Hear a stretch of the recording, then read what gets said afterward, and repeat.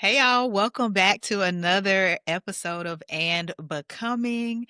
And I am so excited about today's guest. Where do I want to start? Like, she's a liberator. I love when she speaks. There's something in what she says that just sets something free in me every time we talk. Even today, I ain't gonna tell y'all all our business, but even today, in the voice messages today, just setting the people free. Her story is one that is so powerful because her story is about forgiveness, unleashing freedom for her that has ignited rooms, ignited opportunities, ignited her life. She literally saw speed as a result of forgiving, and that speed came with her freedom as well. And I want you all to know she carries an anointing. I know I said everybody carry an anointing because we all do. We're not here without no oil, okay? But she carries an anointing that literally breaks chains through her honesty and her transparency. And I got to see it and experience it live recently at our mentors conference. So y'all welcome my good sis, Jaymi Elaine. How are you? How you feel, Jamie? Oh, I feel good. I'm really excited. One is Friday, and two, I just feel like I'm finding my rhythm. So I'm really excited about that. Yes, I'm so excited. So you are representing a free and becoming, although we know there's so many things in the becoming journey. Yes. As we've discussed, can you share a little bit about what happens when freedom fills a room, either a physical room or like a room in your heart, in your mind, in your life? Yeah. When I think about freedom, I first think about it internally and it comes out externally. And even in a space or in a room, I believe like God has a way of navigating freedom individually that shows up corporately. And so freedom in a room to me feels like an emotional release and a mental shift. And then eventually like a physical redirection. Yes, an emotional shift and a physical redirection. When did you realize that like freedom carries such a weight to shift and to move directions and, to really shape your future? Yeah. I don't know if this is for everybody, but I feel like God makes me go through it first and experience it first before I present it, talk about it, see it in other spaces. And so I feel like it started with me when I decided, and I think that's the thing, it was my decision that released a measure of freedom for me when I decided to forgive, when I decided that there was more, when I decided I wasn't what they said about me. That was like the first step for me working and walking into freedom. And then from there, it feels like the mountain that I thought I was coming up against fell. It feels like walls just kind of came down and doors began to open. And I think I just believe now I could, and therefore I did. And so, with that same mindset, I think it shows up for all of us that way. Like if I can experience it and God is no respecter of persons, then I know others around me and those I get to interact with can experience it too. And I want that for them. Yes, that's so good because it's literally a decision, right? Mhm. Even as you're talking, I think about when I decided to give Christ my full yes. And I decided in my mind, we've been talking about more, right? And I Yeah. decided even then back in 2021, there has to be more than this to my life. Yes. And Yeah. and now we look and we're like, oh, there was more. And now I'm in a Yeah. position where there has to be more. Exactly. And so it's even freeing ourselves from, our own expectations of what something should have been, what it should have looked like, how we thought, no, we should have navigated in those things. So even in Yeah. that is freedom. Is there Yeah. anything you would add there? I think from me just being the therapist, I always have to go into that emotional space. I think about the freedom in my soul and therefore giving myself permission to believe something different and to think something different. And when I go into my mind, my will, and my emotions, I think that if I'm not free there, it's hard to feel free anywhere else. So good. And what did forgiveness, excuse me, look like to get to this free state? Yeah. Whew, forgiveness. Forgiveness has been a journey for me. And it's something that, even when I was younger, it was like, God, I know I need to do this. Help me. Like I've asked for help. And I do believe that I had forgiven certain things in certain spaces, but I had not really let go of the whole thing. So I think forgiveness for me was I want to forgive, but the other side was I had to be willing to let go. And me letting go of my perception and my perspective of it, and also almost sitting with myself and saying forgiveness doesn't mean they get a pass. It did not mean that they were justified in what they did. And I think that's why I held on so much.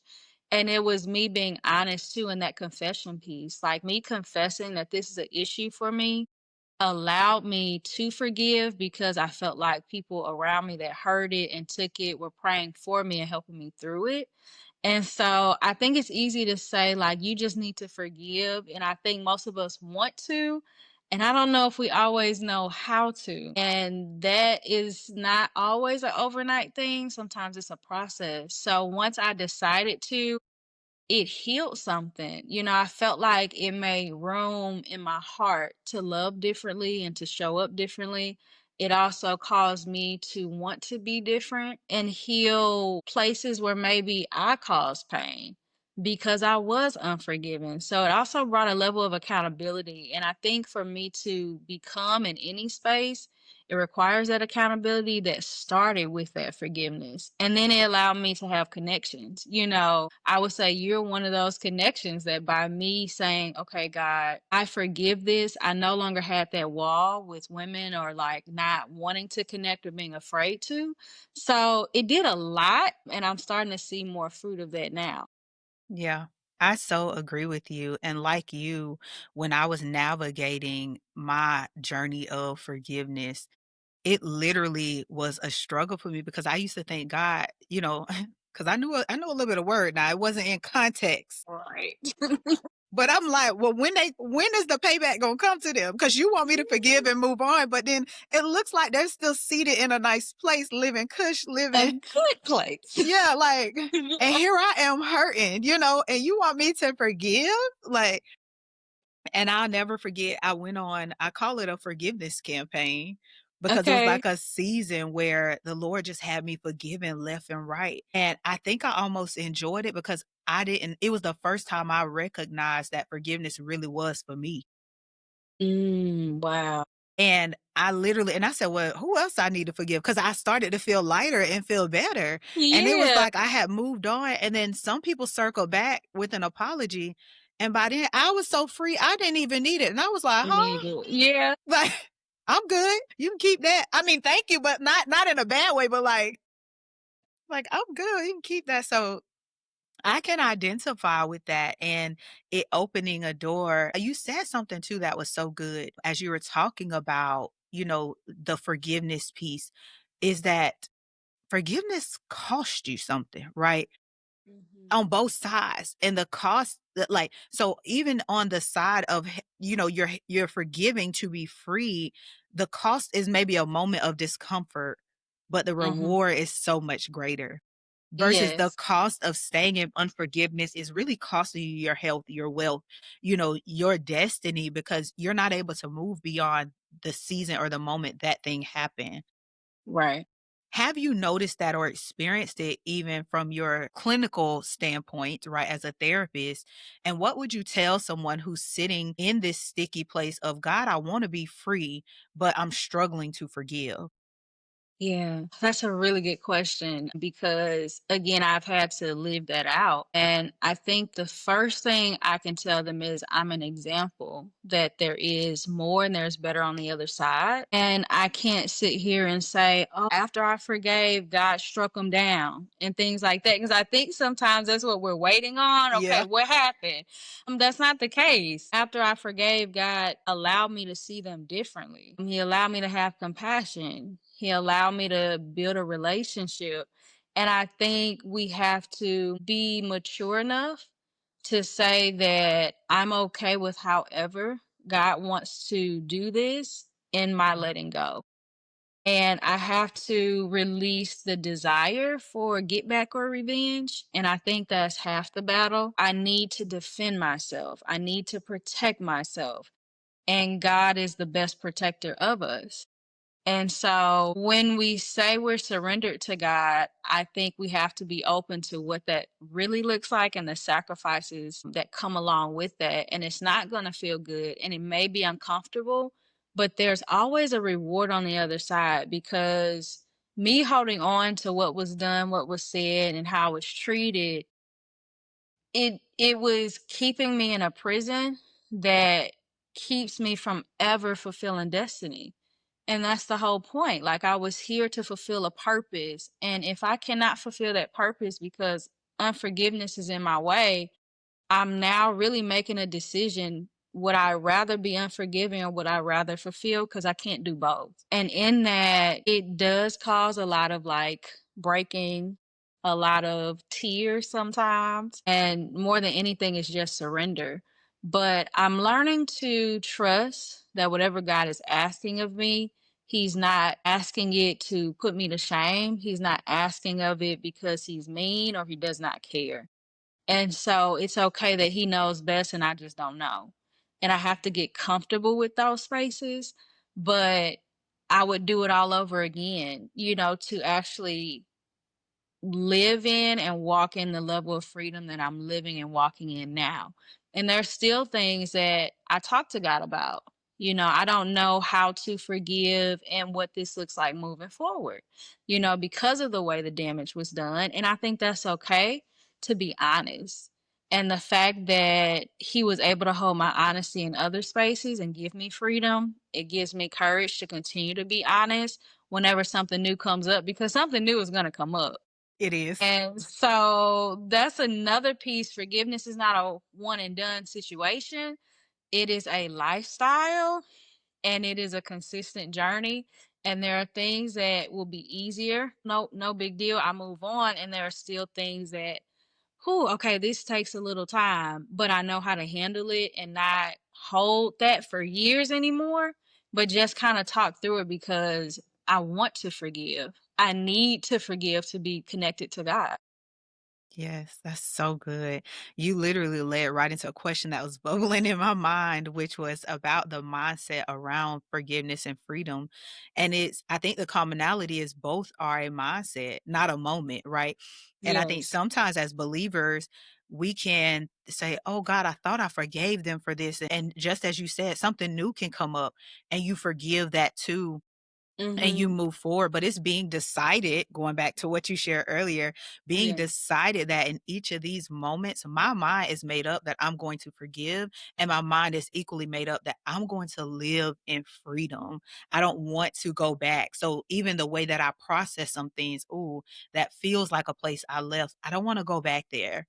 So Mhm. how do I navigate forward, right? And I think it's all about seeing it as having this total mind shift and not just living in a moment and thinking, well, that one moment happened, I should be good. Yes. Yeah.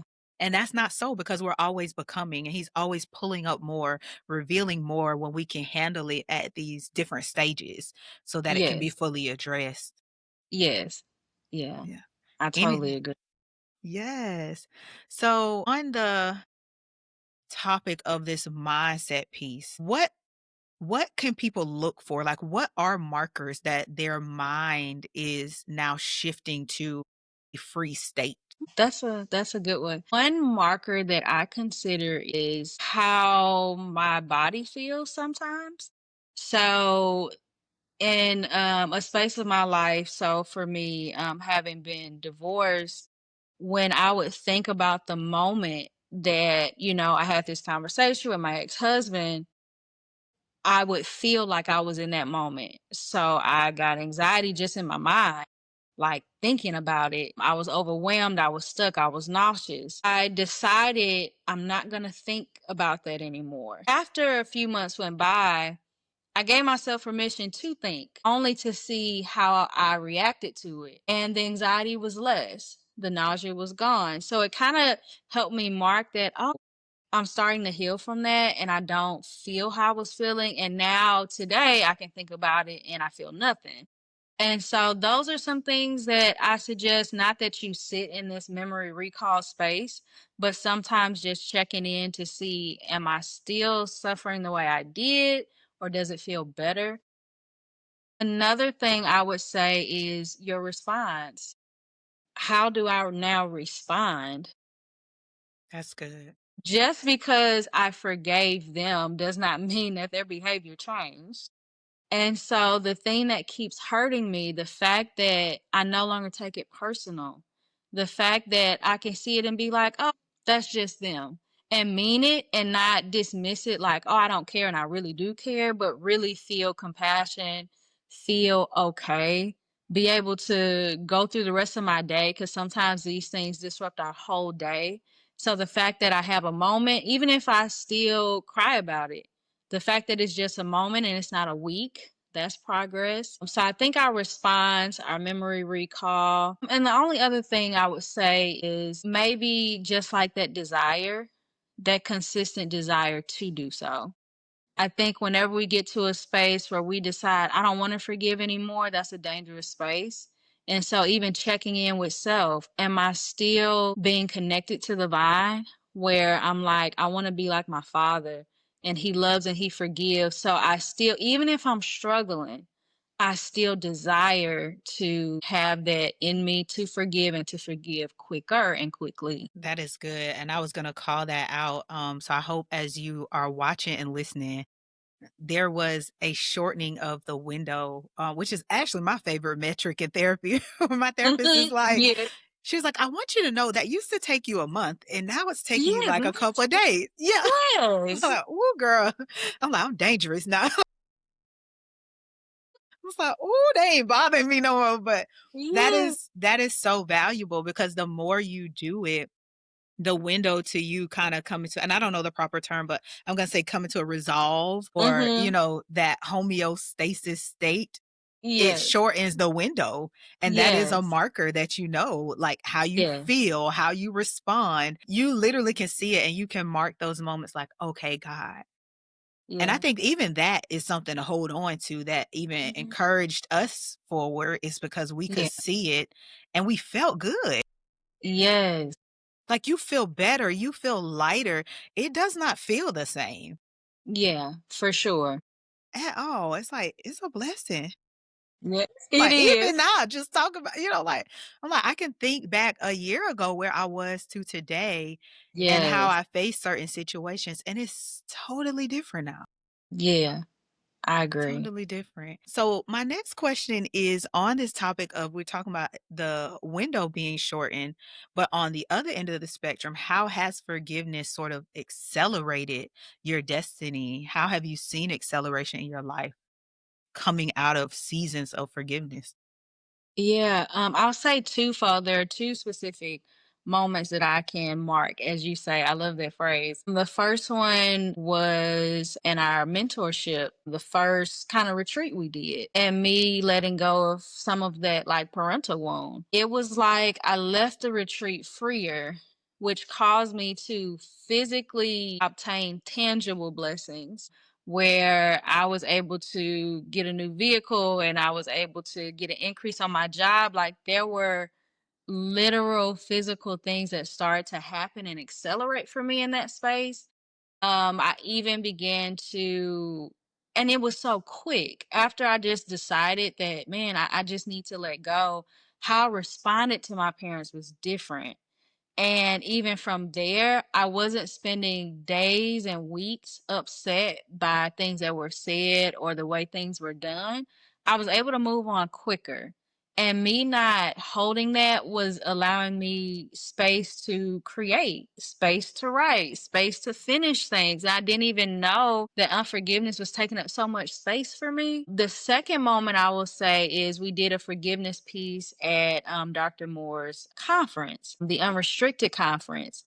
And that went a little bit deeper Yeah. because it was like, baby, forgive everybody. Everybody. And so I'm thinking of just anybody. Who do I need to forgive? What do I need to forgive? And as I'm listing and naming people, and I'm like, and that too, and that too, and that too. And I think she even had us maybe say some of the things Yes. that we needed to let go of. And after that, it just felt like I liken it unto it felt like my womb expanded. So spiritually, felt like capacity was given to me now.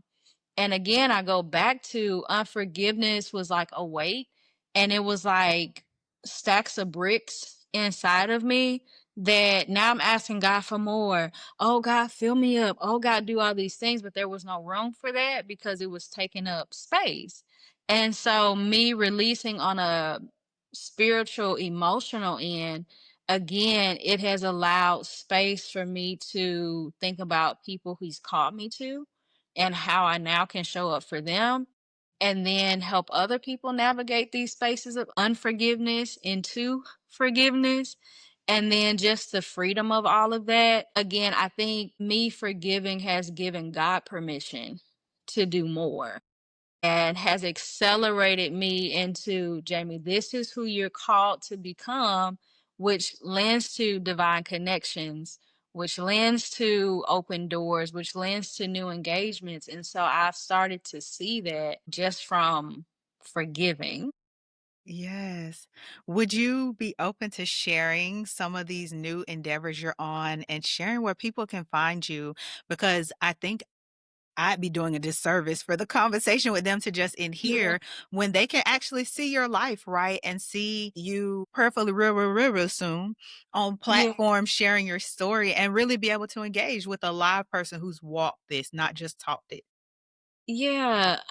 So some new endeavors that I'm on. I'm a writer. I love writing. So I just completed a book called The Valley of Indecision. There are a few more that I'm kind of working on now, so those should be coming soon. I'm doing more ebooks and things of that nature. My website is JaymiElaine.com. That's where you can find my information, booking, websites, things like that.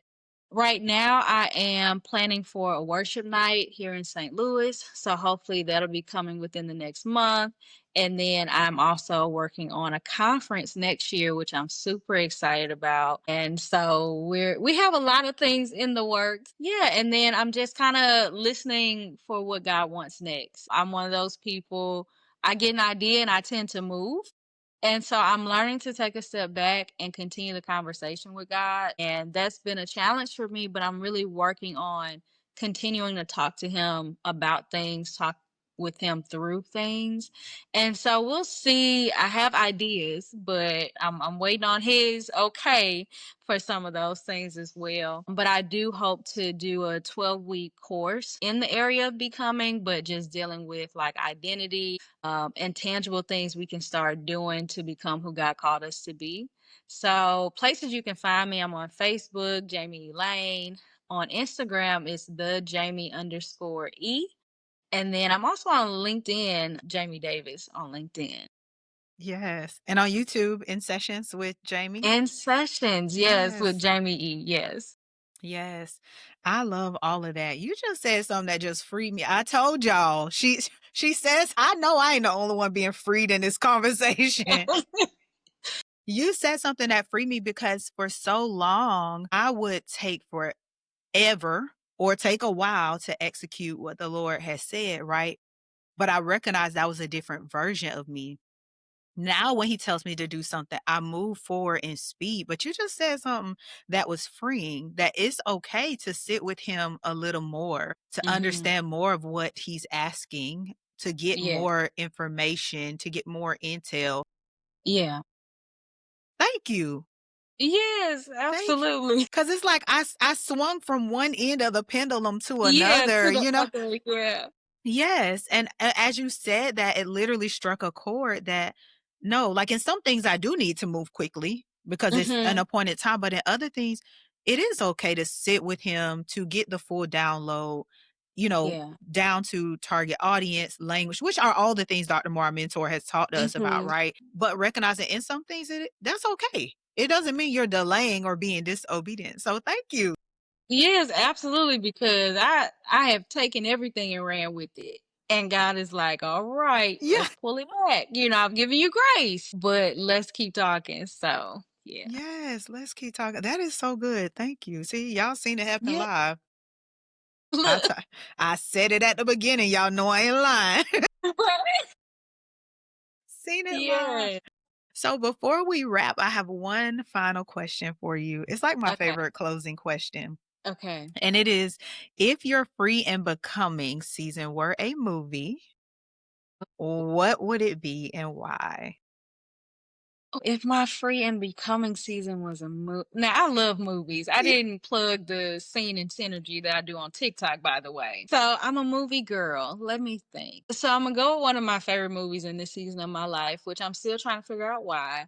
I love The Internship, and it is a movie about pretty much a woman who has her own business and she is looking for older employees, like 70s, 80s, who come in to kind of work in her business. And something about it is just warm and fuzzy for me. But I will say that would be the movie primarily because of the transition she's had to make from who she is, who she was, and who she felt she was called to be. And being in a space where she really had to make some hard decisions about things and what was she willing to sacrifice and give up. And was it genuine and authentic to her nature? And so I feel like I'm kind of in that space, where there is that space, and we're kind of talking about this, where I am excited about being who I always hoped I would be, yet I'm not where I fully want to be. And so learning to navigate that middle, I feel like that is a kind of what the movie portrays for me. So that would be it for me. Now, did you want me to make up a movie? Because I can create something. And scene. Okay, okay, just making sure. I'm Yeah, like, no, okay. it could have been whatever. I think that's dope. I have not seen The Internship, but what you as you described it though, I think it's freeing that she's hiring older employees because in today's workforce, we want We young, fresh, like even though there's not supposed to be ageism in the workplace, right? We well, see it. And so the fact that she's doing the opposite, defying what a yeah, standard might be, you're a different level of freedom to say, no, I'm not doing it this way. I'm doing it this way. right. Yeah, Love, love, love, love. yeah. So thank you, Jamie, for joining Yeah, me and for being open to having this conversation. I know that people are blessed by this conversation and definitely walking away with some tangibles and some intel to go sit and evaluate, where they mhm, are on their journey to becoming, the areas where they still need to forgive and the areas where they really want to see more freedom. Is there yeah. anything else you'd like to share before we close? No, I just have to say, like, this is a blessing, and I'm so honored to be a part of this. Thank you so much for asking. I love these conversations and the dialogue, the authentic, conversation and the free flow. So this is amazing, and I'm super excited about what's coming ahead for you as well. So, Thank yes. you, thank you. I'm excited. I in a earlier episode with Shanice, I said this a first for everything. I ain't never did this before. So like Yes. I'm so Yes. grateful to have my first moment with all of you. Yes. We're honored. Okay. Yes, yes. So we are going to close. I'm going to make sure I list all of Jamie's details in the description below so you can connect with her on whatever your preferred platform is because she is available on all of them. And I'm just excited to see you all come back and testify about your freedom and forgiveness campaigns because this Yeah. might be the season to go on and get it up out of you before we head into Yeah. the new calendar year in January. But I don't believe Yeah. this conversation is happenstance. I believe it's for someone's who are navigating this middle space where you're navigating the becoming of who you are, which requires the free version of you. And leaving behind the person who is struggling with forgiveness so that you can get the more. So I Yes. love y'all, and I'll see you on the next episode. Bye. Thank you, Jamie. You're welcome.